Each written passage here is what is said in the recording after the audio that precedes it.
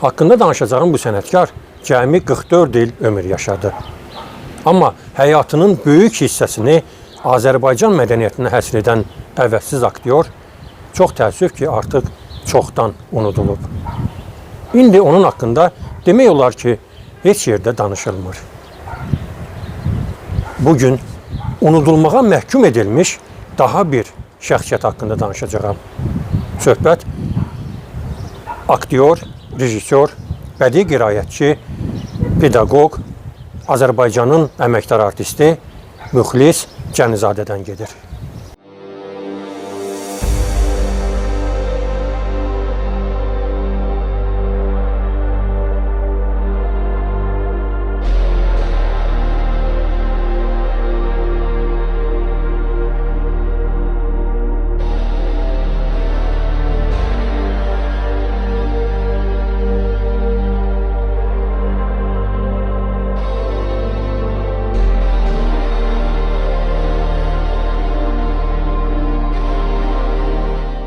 Müxlis Cənizadə 1928-ci il noyabrın 26-sında Bakıda anadan olub.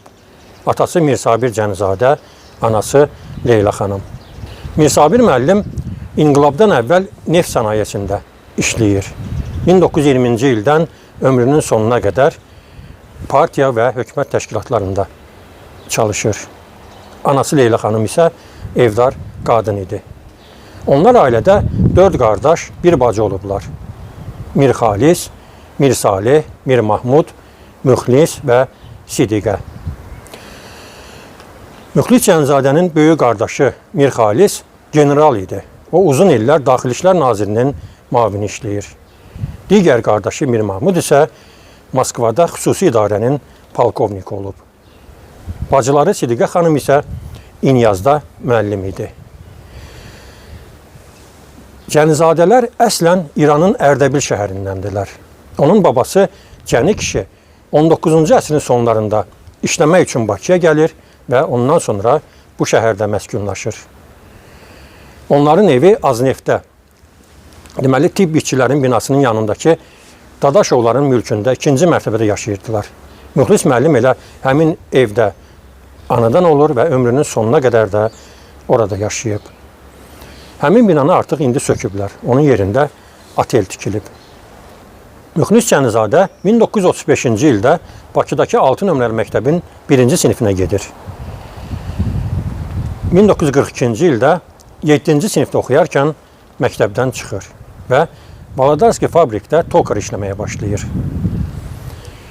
Onların ailəsində, ümumiyyətlə nəslində sənət adamı olmayıb. Daha doğrusu incə sənətə yaxın insan olmayıb. Mən qeyd etdim, qardaşlarının biri general, digəri polkovnik, bacısı müəllim, atası partiya işçisi, anası evdar xanım. Yəni, yox idi incə sənətə aidiyyatı bu ailənin. Amma günlərin birində baş verən bir hadisə Müxlisin gələcək həyatını tamamilə dəyişir. O, 42-ci ildə, deməli, Valadarski fabrikdə işləyəndə onların sexi planı vaxtından əvvəl ödəyirlər. Və bunun mükafatı olaraq sexdə işləyən bütün əməkdaşlara teatra bilet verilir. Onlar gedirlər teatra. Müxlis Cənizadə həmin gün Ələsgər Ələkbərov və Fatma Qədrinin ifasında Vaqif tamaşasına baxır. Və o teatrın aurası, o səhnə onu özünə çəkir. Deməli, tamaşa qutarandan sonra Müxlis bir dəstə gülü Fatma Qədriyə verir. Amma bu yeniyetmənin ağlından belə keçməzdi ki, bir neçə il sonra həmin Fatma xanımla eyni tamaşada tərəf müqabili olacaqlar. Bundan sonra teatra böyük məhəbbəti yaranır Müxlisin və özünə deyir ki, nə olur olsun, mən aktyor olacağam. Amma bunun üçün gərək ali təhsil almaq lazım idi.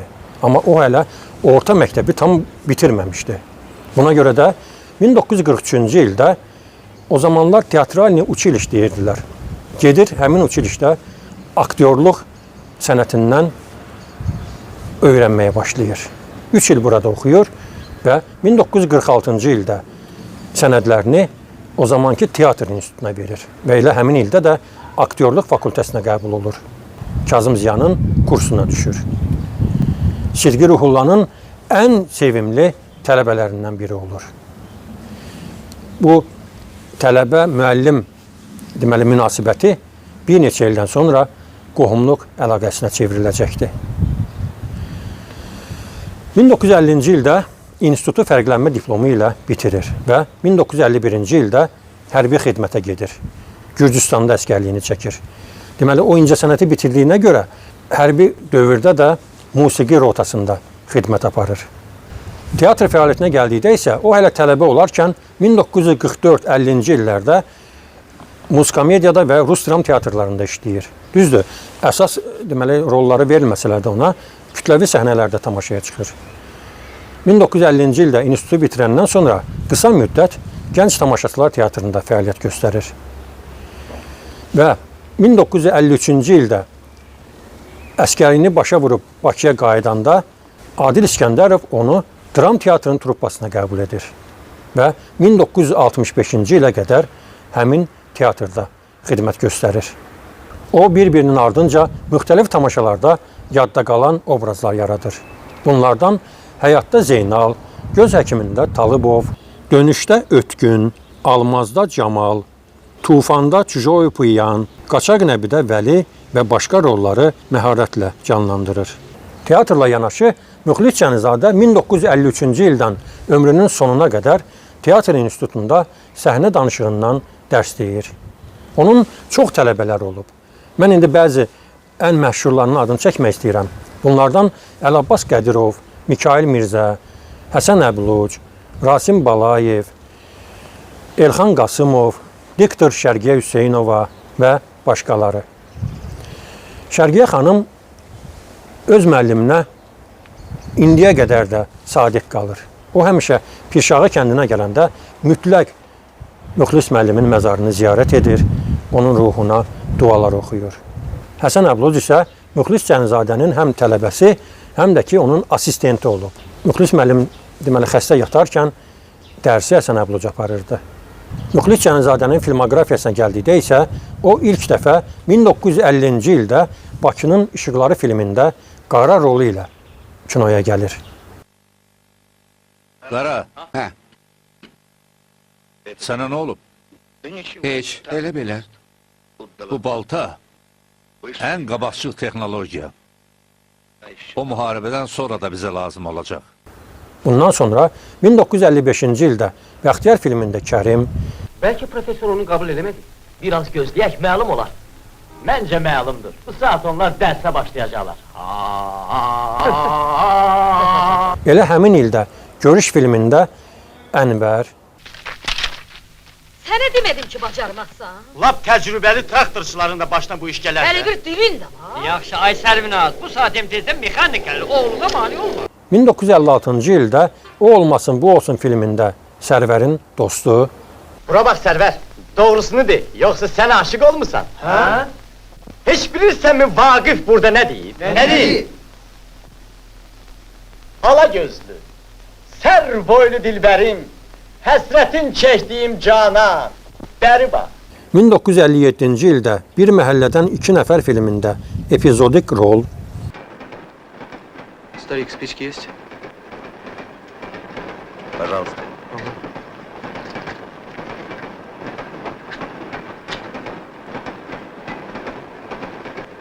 Спасибо. 1957-ci ildə Qızmar Günəş altında filmində Sürücü, Nə olub ki? Saxlayın.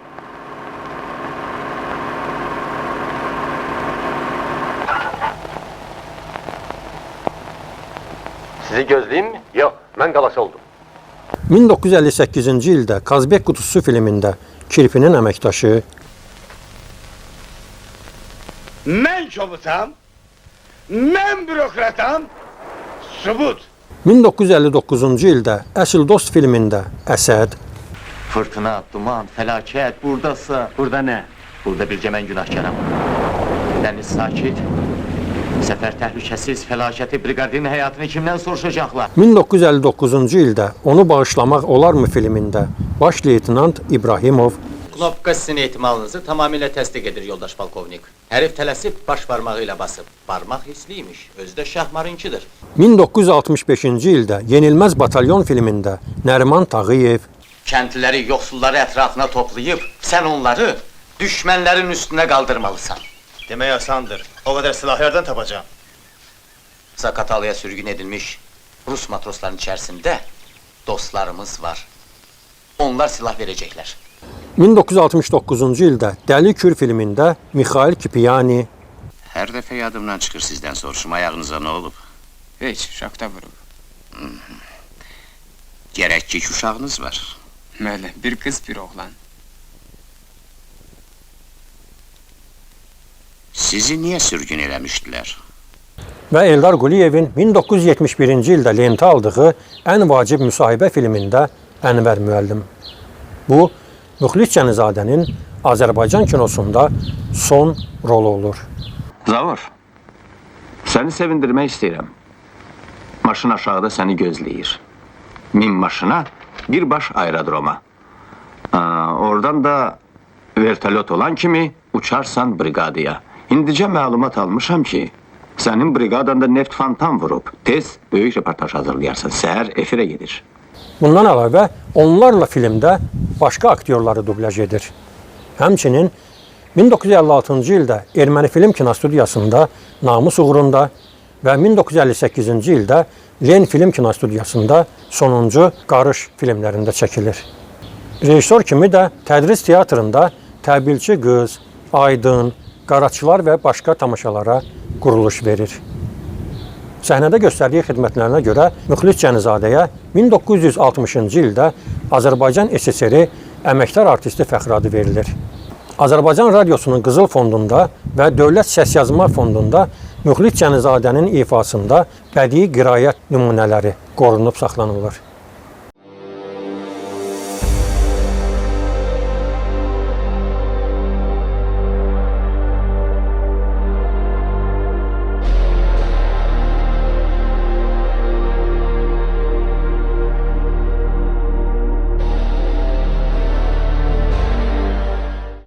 Şəxsiyyətlə gəldikdə isə Müxlis Cənizadə hələ institutda işlədiyi ilk illərdə öz müəllimi, həm də dövrünün məşhur aktyoru Sidqi Ruhullanın evinə tez-tez qonaq gedərdi. Günlərin birində o blokda Sidqi müəllimin qızı Zenfira xanımla qarşılaşır. Buna qədər onu görməmişdi. Amma bilirdi ki, Sidqi müəllimin belə bir qızı var. Və ilk baxışdan Zenfiraya aşiq olur. Özü-özünə deyir ki, nə olur olsun, bu qız mənim həyat yoldaşım olmalıdır. Müxlis müəllim o gündən sonra hər dəfə istəyir ki, Sidqi müəllimin evinə girəndə onu görsün. Ən azından bir ürək sözlərini, sevgisini ona açsın. Amma bu baş vermirdi. Çünki Zenfira xanım dərsdə olurdu. Həmin illərdə o Azidə oxuyurdu. Qarşılaşa bilmirdilər. Bu səbəbdən günlərin birində indi mənim əlimdə tutduğum bax bu şəkili verir Zenfira xanımın anası Gülsədəf xanıma. Və deyir ki, bunu verin Zenfiraya. Əgər şəkili özündə saxlasa, biləcəm ki, məni bəyənir. Yox, qaytarsa, heç. Deməli, bu məhəbbət alınmayacaq. Əlbəttə, bu məsələdən Sidqi Ruhullanın xəbəri olmur. Gülsədəf xanım şəkili Zenfira xanıma verir, Zenfira da onu özündə saxlayır. Zenfiranın da Müxlisə qarşı hissləri yaranır. O çox hündürboy, həm də yaraşıqlı bir oğlan olub. Zenfira xanım da şəkili özündə saxlayır və bununla da onların ailə yolu başlayır. Bir haşiyə çıxım, Gülsədəf xanım Sidqi Ruhullanın ikinci həyat yoldaşı idi. Buna qədər Sidqi müəllim bir dəfə ailəli olmuşdu.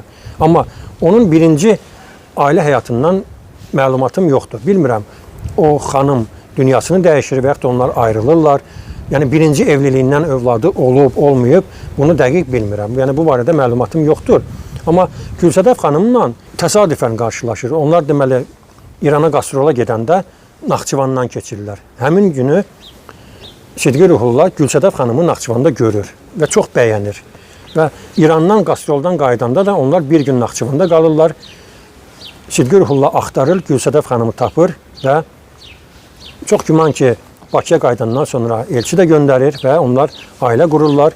Bu evlilikdən bir oğlu, bir qızı dünyaya gəlir. Beləliklə, Müxlis Cənizadə ilə Zenfira xanım bir-birlərini sevirlər. Və 1957-ci ildə onlar ailə qururlar. 1958-ci ildə oğlu Mir Sabir, 1960-cı ildə qızları Gülnarə dünyaya gəlir. Onlar mehriban ömür sürürlər. Düzdür, bu ailə həyatı uzun çəkməsə də, amma Müxlis müəllim bacardığı qədər ailəsinə diqqət ayırır. Boş vaxt tapan kimi mütləq övladlarını, həyat yoldaşını aparır gəzintiyə, istəyir ki, onların ürəyi həmişə xoş olsun.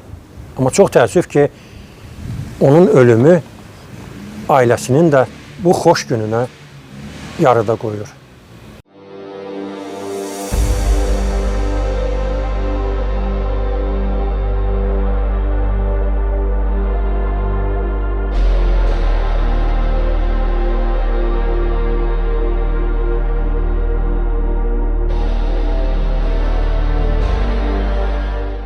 Müxlis müəllimin ölümünə gəldikdə isə bu nəinki ailəsi, hətta dostları üçün də gözlənilməz oldu. Heç kim bunu belə tezliklə baş verəcəyini düşünmürdü. 1970-ci ildə Müxlis müəllimin anası Leyla xanım dünyasını dəyişir. Bundan bir il sonra 1971-ci ildə qardaşı General Mirxalis vəfat edir. Qardaşının ölümü də çox qəflətən baş verdi. O sağlam insan idi. Səhər gəlir nazirliyə, katibə ona bir stəkan çay verir, çayı içir. Ondan sonra deməli katibə hansısa sənədləri onun deməli masasının üzərinə gətirərkən görür ki, Mirxalis müəllim başını qoyub stola tərpənmədən dayanıb. Onu bir neçə dəfə çağırır, görür ki, səs vermir. Düşünür ki, yəqin ki, yorğundur, yatıb. Yavaşca belə sirkələyir, heç bir reaksiya olmur. Bundan sonra təcili yardım çağırırlar. Həkim gələnə qədər Mirxalis müəllim artıq dünyasını dəyişmişdi. Rəsmi deməli diaqnoza görə o ürək tutmasından vəfat edir. Həm qardaşının, həm anasının arda-arda dünyaların dəyişməsi Müxlis müəllimin sağlamlığında problemlər yaradır. 1972-ci ildə onun dişi ağrıyır və bir müddət sonra boğazında şiş yaranır və gedir həkimə, həmin şişi kəsib götürürlər. Amma bundan sonra daha da səhhətində problemlər yaranır. Onda boğulmalar, nəfəs darlıqları əmələ gəlir. Səhhətinin getdikcə ağırlaşdığını görən Müxlis müəllim 1972-ci ilin avqust ayında Moskvaya, Kreml xəstəxanasına gedir. Müayinə zamanı onun ağciyərində xərçəng aşkarlanır. Artıq xərçəng bütün ciyarına yayılmışdı. Onu müayinə edən professor bildirir ki, səni əməliyyat etmək olmazdı. Yəni, Bakıdakı həkimlər səhv ediblər. Əgər əməliyyat olunmasaydın, müalicə ilə sənin ömrünü bir qədər uzatmaq olardı. Amma indi gecdir. Yəni, burada bizim edəcəyimiz heç nə yoxdur. Bundan sonra Müxlis müəllim Bakıya qayıdır. Amma ağrıları ona dözülməz əzab verir. Sentyabr ayında o Leçkomissiyanın Mərdəkandakı sanatoriyasına gedir və orada müayinə olunmağa başlayır. Əslində o müayinə deyildi. Yəni ona sadəcə ağrı kəsicilər vururlar ki, biraz rahatlıq tapsın.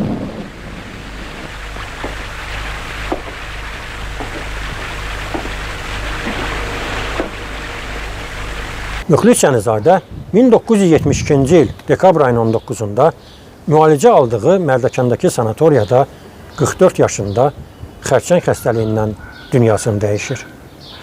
Onun ölümü bütün mədəniyyətə böyük bir zərbə vurur.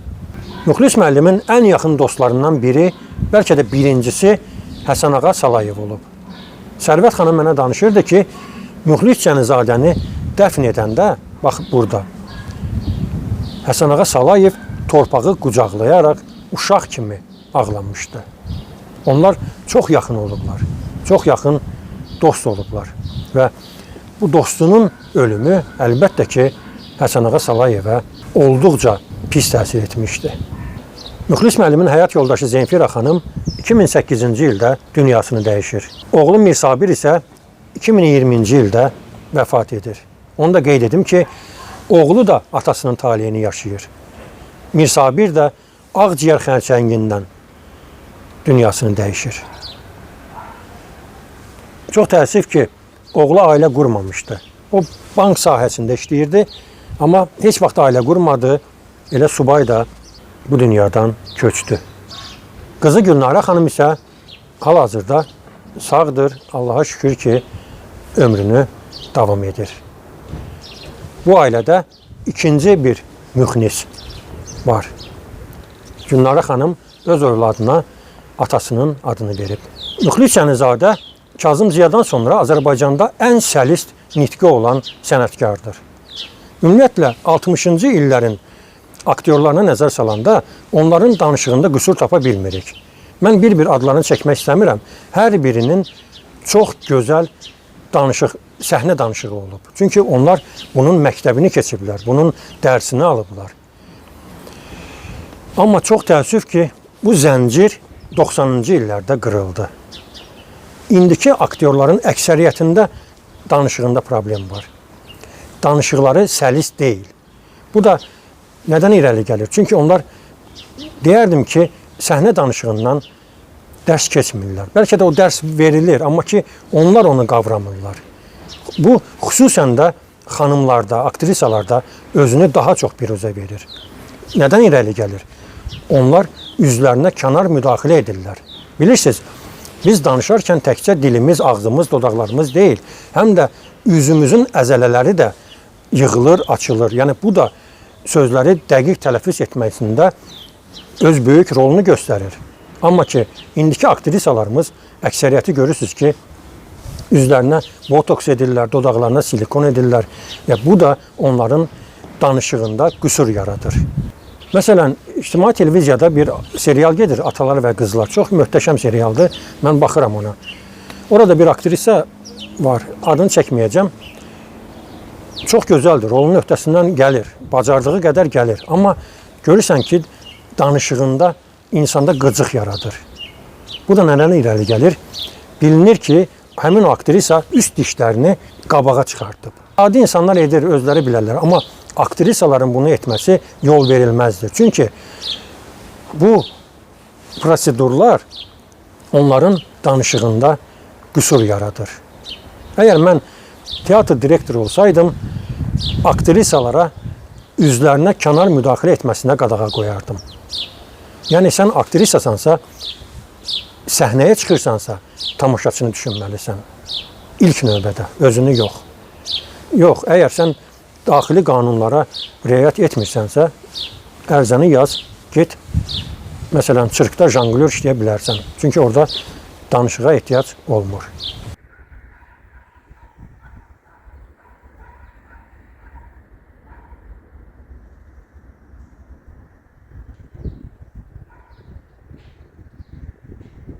Məzara gəldikdə isə gördüyünüz kimi bura təmizdir. Yəni ki, mən burada elə bir çirk görmürəm. Düzdür, biraz var tozda, bu da bir adi haldır. Amma onu qeyd etmək istəyirəm ki, Müxlis müəllimin baş daşında artıq mamır əmələ gəlib. Bu da çox xoşa gəlməz bir haldır.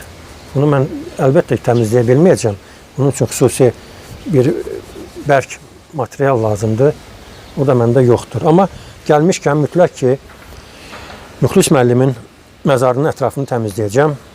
Təkcə onun yox, həm də həyat yoldaşı və oğlunun qəbirlərini bir balaca səliqəyə salacağım.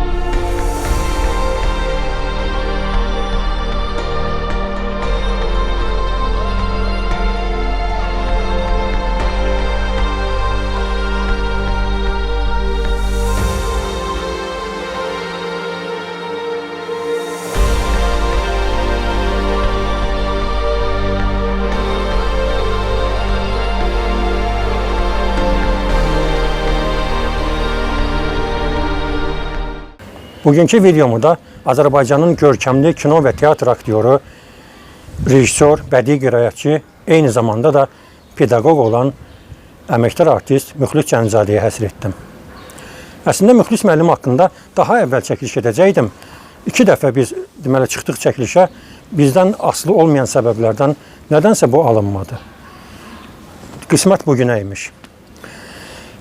Bəzən mənə deyirlər ki, sən çəkiliş edəndən sonra nəyinə lazımdır, məzarın ətrafını təmizləyirsən, özü vəziyyətə verirsən, əllərin batır, üstün batır. Amma mən məzarı çəkiliş edərkən, onların çirkli görəndə onu belə qoyub gedə bilmərəm. Mütləq ki, mən oranı təmizləməliyəm. Lap təmiz olsa belə, ən azından su vururam, biraz süpürgə çəkirəm ki, yəni bu da mənim onlara olan xidmətim olsun. Necə ki, onlar bir zamanlar Azərbaycan mədəniyyətinə bütün varlığı ilə canı dildən xidmət ediblər. Bu da mənim bir balaca olsa onların ruhunu şad edəcək nəsə etmiş oluramsa, bu da mənə xoş gələr.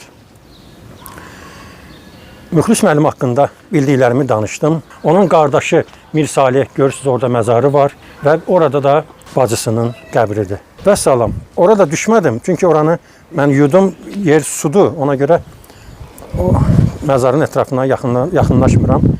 Elə buradaca sizinlə sağollaşıram. Bayaq da çəkiliş edərkən burada bir göyərçin gördük. Müxlis müəllimin məzarının üzərində idi. Yəqin ki, bu da bir nəsə hikmətdir. Cavan dünyasını dəyişsə də, amma bu qısa ömründə çox böyük işlər gördü. Allah sənə rəhmət eləsin, Müxlis müəllim. Allah sənin ruhunu şad eləsin.